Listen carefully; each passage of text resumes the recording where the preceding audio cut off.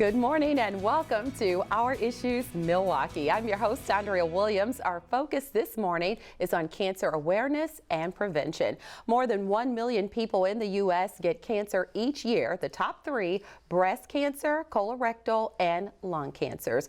We'll meet a group of people today who work hard at not only spreading awareness, but also help raise funds to make a difference when it comes to fighting cancer. My first guest is a dynamic young professional who is already making her mark in the business world. She not only works for the world's largest research-based pharmaceutical company, she's also the co-founder of 2911, Miss Jasmine Johnson. We're also being joined by Miss Phyllis Holder, who is the founder and president of Sister for Cure Incorporated. Good morning, ladies. Good morning. Thank you both for being here. And Jasmine, if you would, tell us more about your organization, 2911, and its mission. For sure. First and foremost, thank you so much for having us My here pleasure. on our show today. 2911 is a cause marketing organization which prides ourselves in bringing interactive volunteer opportunities to very important issues that our community faces. So from the economic gap and disparity gap on health and wealth, being able to bring very cause-driven entities to the community. And so the meaning behind the name came from the other co-founder, Jeremiah, who is a phenomenal young man already, you know, keeping me focused and doing his due diligence of giving back. And it's coming from the Bible scripture, Jeremiah 29:11, where it talks about giving individuals a hope and a future. So by able to educating those in the community on health and wealth disparities and bringing attention and generating revenue that goes to local organizations such as Sisters for a Cure doing the work, just to bring some additional fuel behind their mission as well. Okay, and you mentioned your co-founder of 2911 Yes. being Jeremiah, but what people don't know, that is your third grade son. That is my third grade son, yeah. And what's really special about that is Jeremiah really does get involved with working with this organization. When you have events, he's right there in the middle doing the work, and you're really teaching him at a young age the importance of giving back. Absolutely. Yeah. So as I mentioned, coming up on Saturday, May 14th, you're holding an event. It's an annual event now that helps increase awareness about breast cancer and more.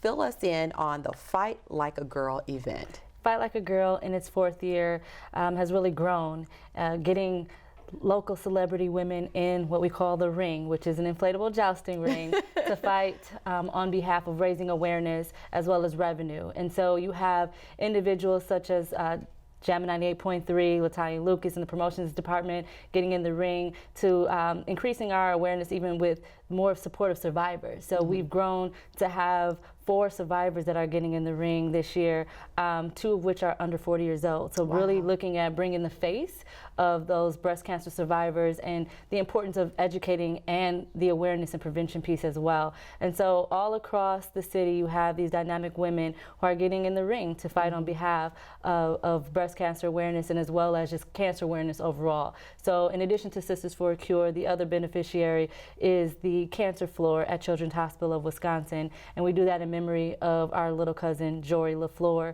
who was affected and impacted our family. And so being able to keep her legacy alive and support her parents as we as a family get behind that to raise revenue for those families at Children's Hospital in her memory as well. Great stuff there. And I've had the privilege of hosting one of these events. Is this the 4th year? This is the 4th year. That's awesome, and it continues to grow and grow. So on Saturday, May 14th, it's going to be held where? At the Daniels Murdoch Boys and Girls Club. They've been a tremendous partner in addition to our other media partner, Jasmine 98.3, a host alongside other partners such as the Brewers Community Foundation and United Healthcare Community Plan. It starts with the VIP reception, a VIP pink tie reception at 6 p.m. and then the doors open to the public at 7 p.m. where the main event, where those ladies are getting in the ring, starts at 7:30. Let's get ready to rumble. Absolutely. We'll talk more about a couple of things that you brought out, but Phyllis, don't want to forget about you over there.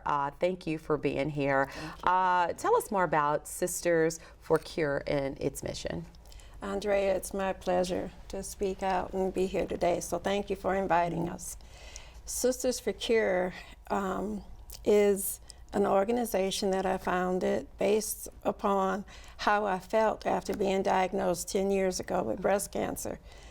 as a nursing educator, well aware of signs and symptoms of everything, and knowing what ran in my family, I was on guard and doing things to prevent being diabetic because it runs in my family. And so as I'm on guard and exercising, watching what I eat, and being sure that it wouldn't catch me, breast cancer did. And I really had no idea, that that would happen to me, And that's usually the feeling that women have, why me?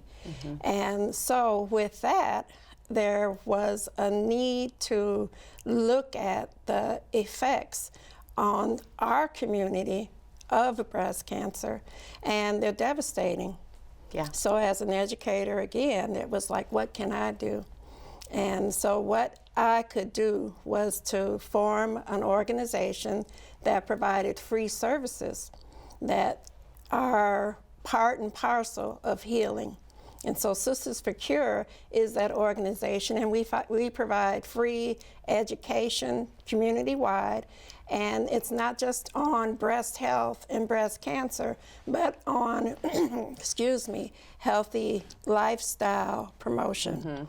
And we also provide the face for what it looks like to not only survive, but to thrive and to know, that God is good. Yeah. And that the cure is love.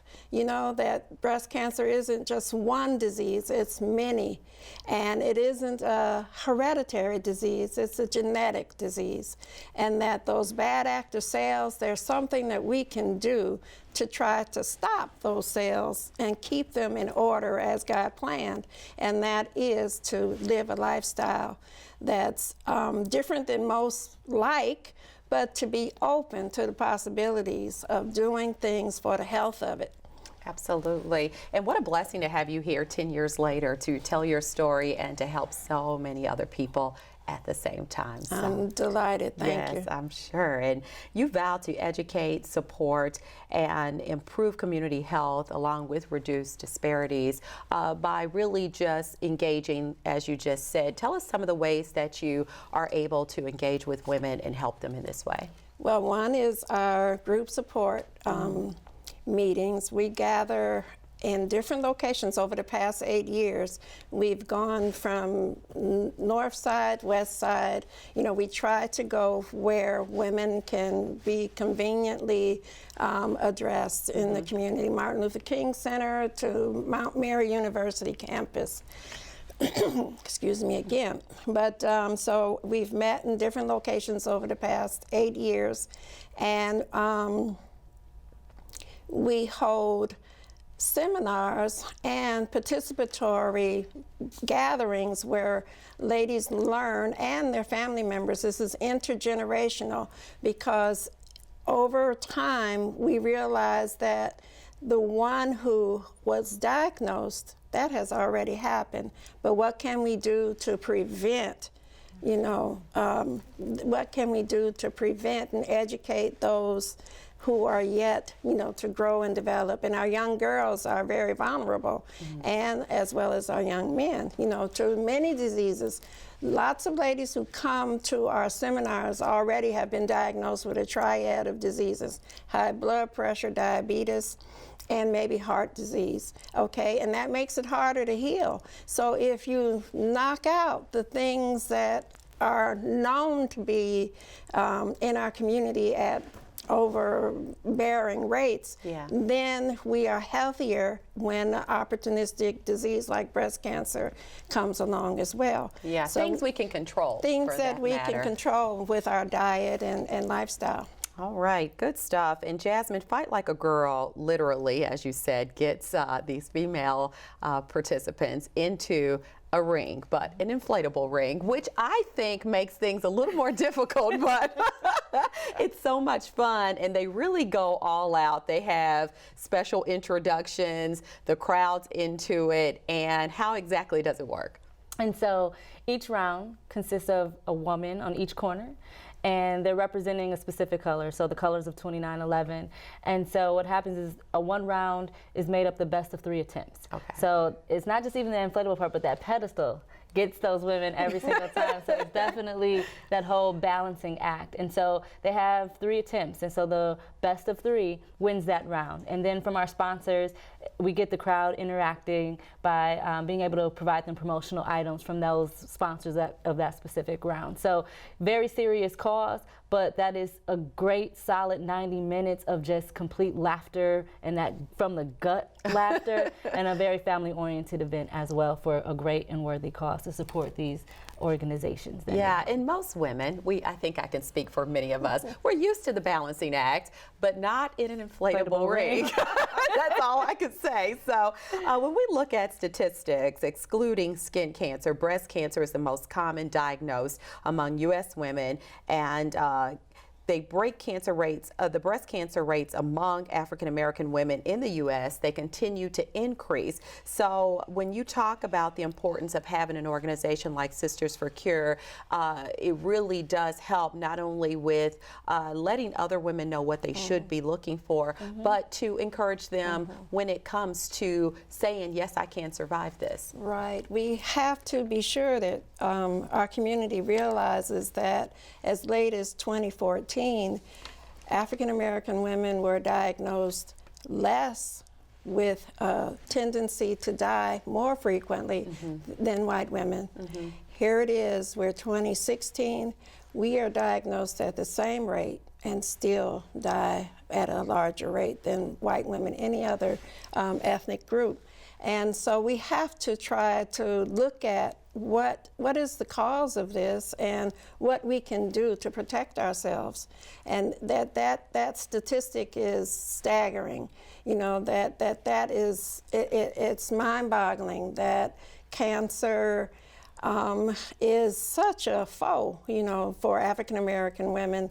And again, I just want to say that it's not just one cancer and it's not a hereditary disease. We often find that ladies think that because they're, you know, like diabetes. Here I was looking for something that runs in my family, but I was the first one diagnosed. My mother was diagnosed later. It did not make it a hereditary cancer. She had the same kind of genetic defect. And so, you know, it's just to really bring awareness to keeping your eyes open and not saying not me, because cancer in African American women occurs at a rate under 40 larger than any other group. Wow, so we invite the viewing audience to go to your website for more information on everything you've discussed at sister4cure.org. And Jasmine, we got to get a couple of more details about this Fight Like a Girl event. We've talked about Sisters for Cure getting a portion of the proceeds, but also it's benefiting Children's Hospital of Wisconsin Cancer Floor in memory of Jory LaFleur. And a lot of people will remember Jory, sweet little girl, and she was battling leukemia. And really, you're keeping her memory alive, and Children's Hospital did such an outstanding job when Jory was here fighting. Absolutely, and so we as a family have an obligation to still continue to support her parents and keep her legacy alive. And so with our grandmothers being sisters, it's just my way of still galvanizing my cousins and my family members to do our part to keep her memory alive. And Children's did a phenomenal job as caretakers for her and the entire family as well. So. All right, so the cost for the Fight Like a Girl event for those who would love to come by and get involved. So children 5 and under are completely free. This is again a family oriented event. General admission for the main event that starts at 7:30, doors open at 7, is $10. And for those that want to participate in the VIP pink tie reception, those admissions are $50 to also get you interest into the main event, sitting ringside, and then $25 for reserved bleacher seating at the main event as well. I thank you both for coming by today. It's been a pleasure talking to you. Jasmine Johnson is the co-founder of 2911 and behind the Fight Like a Girl event, again happening on Saturday, May 14th. And Miss Phyllis Holder is the founder and president of Sister for Cure Incorporated. When we return to Our Issues Milwaukee, we'll discuss another local event that is presented by one of the premier social dance groups in Milwaukee, the Milwaukee Steppers and Ballroomers, Stepping with the Stars. We're going to find out more about that and who's going to be putting on their dancing shoes. Hint, hint. We'll return to Our Issues Milwaukee right after this.